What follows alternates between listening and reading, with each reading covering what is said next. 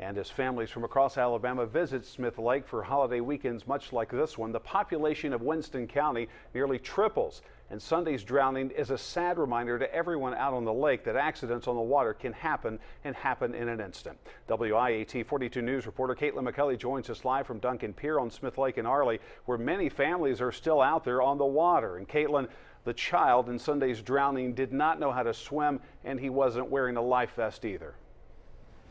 That's right, Trent. There have been several families that are still coming in and out of this pier all day. You can see over here, the beach is still pretty full. There are a lot of families out there. Some of them are starting to pack up at this point. But you know, no family goes on vacation and expects to have an accident happen, especially a deadly one. That's why the Winston County Sheriff says the rules about life jackets are even more important.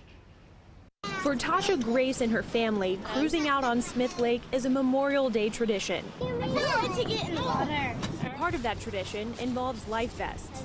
If you fall off the boat and you don't have a life jacket on, you might drown.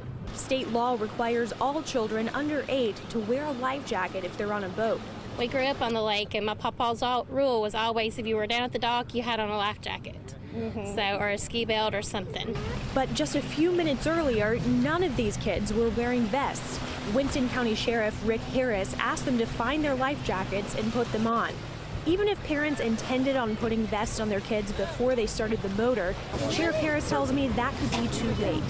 Could have a momentary and you gasp in and you start choking. And it's immediate, and there's no one there to rescue you because you're going down immediately to deep, deep water. There are very few areas of shallow water in Smith Lake. This is the cove where the child drowned Sunday.